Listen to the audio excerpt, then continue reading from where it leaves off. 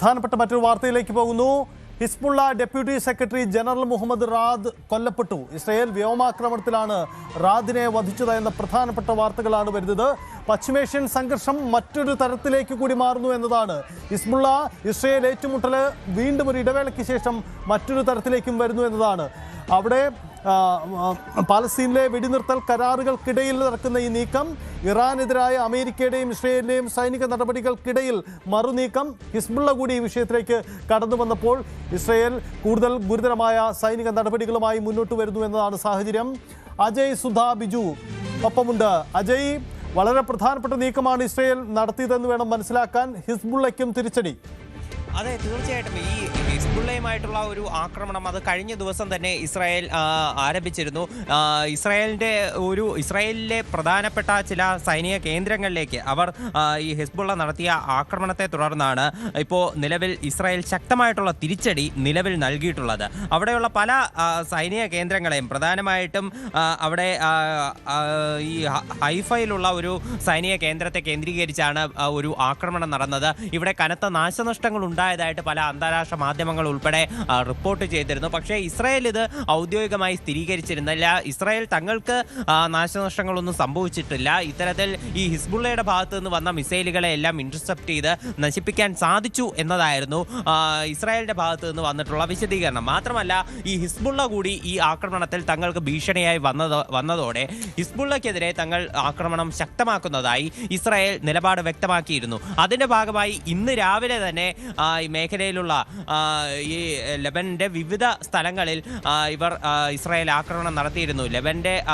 തലസ്ഥാനത്തും അതുപോലെ തന്നെ സമീപ പ്രദേശങ്ങളിലും ഉൾപ്പെടെ ഇവർ ആക്രമണം കടുപ്പിക്കുന്ന ഒരു സാഹചര്യമുണ്ടായിരുന്നു. ഇത് കാരണം അവിടുത്തെ ഭരണകൂടമടക്കം ആശങ്ക രേഖപ്പെടുത്തിക്കൊണ്ട് രംഗത്ത് വരുന്ന ഒരു അവസ്ഥയുണ്ടായിരുന്നു. അവിടുത്തെ ലെബനൻ പ്രസിഡന്റ് ആണെങ്കിലും അവിടുത്തെ പ്രധാനമന്ത്രിയാണെങ്കിലും അടക്കം ഇപ്പോൾ കുറ്റപ്പെടുത്തുന്നത് ഈ ഹിസ്ബുള്ള ഗ്രൂപ്പിനെയാണ്. അതായത് ഹിസ്ബുള്ള അനാവശ്യമായി ചില ഇറസ്പോൺസിബിൾ ആയിട്ടുള്ള ആക്ടിവിറ്റീസ് നടത്തുന്നത് കാരണമാണ് ഇത്തരത്തിൽ അത് ലെബനൻ പ്രദേശത്തെ ഒട്ടാകെ ഒരു ഭീതിയിൽ ആഴ്ത്തിയിട്ടുള്ളത് എന്ന് ഈ അവിടുത്തെ പ്രധാനമന്ത്രി പറഞ്ഞിട്ടുണ്ട്. അതുപോലെ തന്നെ പ്രസിഡന്റ് ഇസ്രായേലിനെ കൂടി കുറ്റപ്പെടുത്തിക്കൊണ്ട് രംഗത്ത് വരികയുണ്ടായി. അതായത് ഇസ്രായേൽ നടത്തുന്ന അനാവശ്യമായിട്ടുള്ള അഗ്രഷൻസ് ഈ സംഘർഷങ്ങളുടെ ആക്കം കൂട്ടുന്നതായിട്ട് അവിടെ പ്രസിഡന്റ് വ്യക്തമാക്കുകയും ചെയ്തിരുന്നു. ലെബനന്റെ തലസ്ഥാനമായിട്ടുള്ള ബെയ്ററ്റ് വലിയൊരു സംഘർഷ മേഖലയാണ്. ബെയ്ററ്റിൽ ഇന്ന് പുലർച്ചെ മുതൽ തന്നെ വലിയ രീതിയിലുള്ള ആക്രമണങ്ങൾ ഇസ്രായേൽ നടത്തിയിരുന്നു.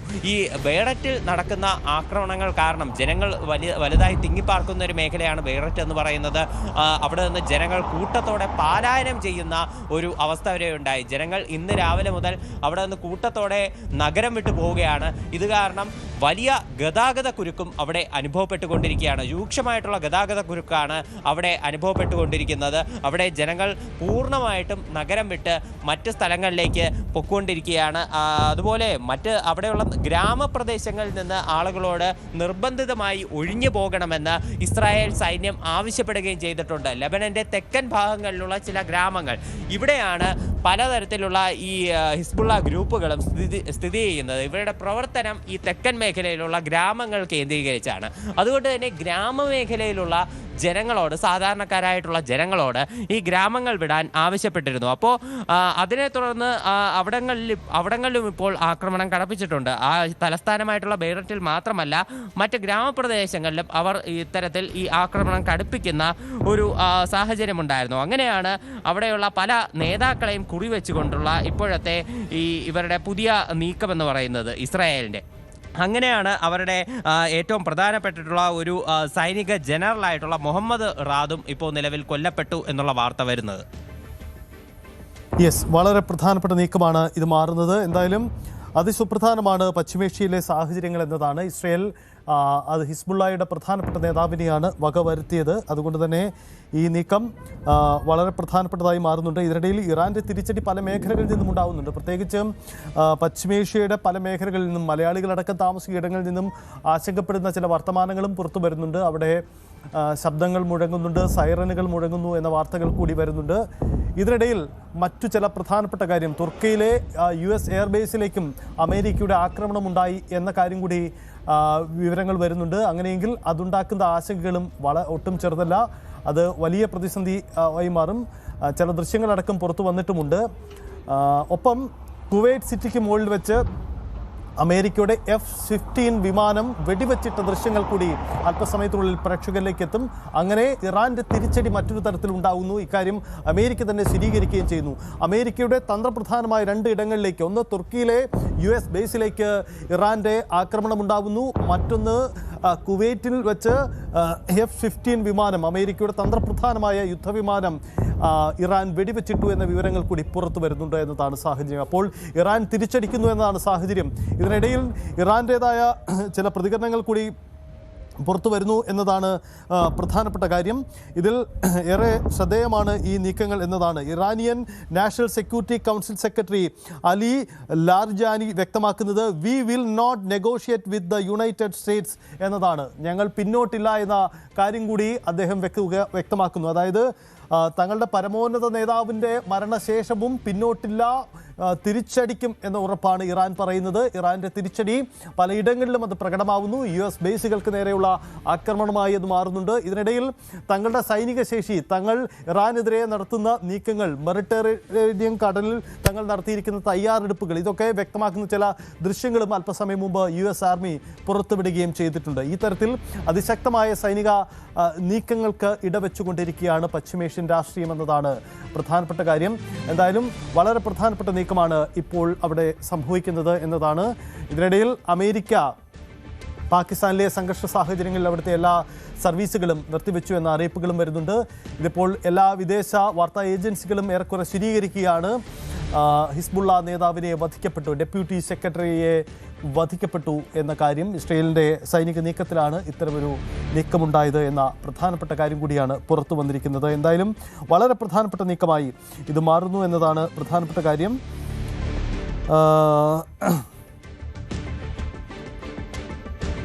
മലയാളികളടക്കം താമസിക്കുന്ന ഇടങ്ങളിൽ നിന്നും അവിടെ സൈറനുകൾ മുഴങ്ങുന്നു എന്നതാണ്. ഇറാന്റെ തിരിച്ചടി പല ഗൾഫ് രാജ്യങ്ങൾക്ക് മേലും ഉണ്ടാകുന്നു എന്ന സാഹചര്യം കൂടി പുറത്തു വരുന്നുണ്ട്. ഇതിനിടയിലാണ് അമേരിക്കയുടെ ഒരു സ്ഥിരീകരണം ഉണ്ടാകുന്നത്. American military aircraft the first F-15 in the history to be shot down. The America plane was shot down over Kuwait എന്നതാണ് അമേരിക്ക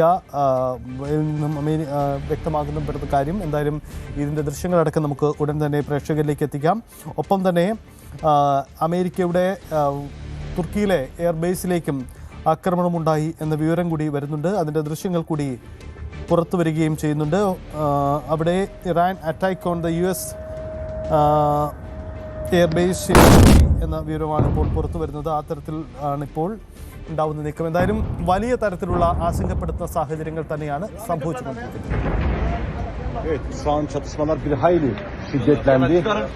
Çok yoğun atışlar. തുർക്കിയിലെ അമേരിക്കൻ എയർബേസിലേക്ക് നടന്ന ആക്രമണത്തിന്റെ ആ ദൃശ്യങ്ങളാണ്.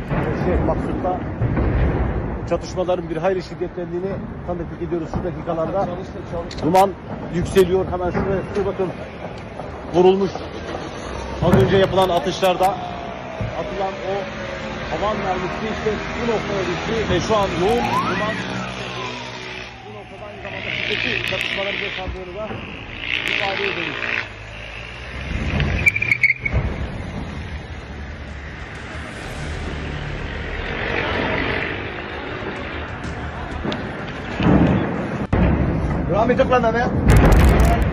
Evet, şu an çatışmalar bir hayli şiddetlendi. Çok yoğun atışlar yapılıyor. Şefiye Maksut'ta çatışmaların bir hayli şiddetlendiğini tanıklık ediyoruz şu dakikalarda. Duman yükseliyor. Hemen şuraya bakın. Vurulmuş. Az önce yapılan atışlarda atılan o havan mermisi işte bu noktaya düştü ve şu an yoğun duman bu noktada aynı zamanda şiddetli çatışmaları yaşandığını da ifade ediyoruz.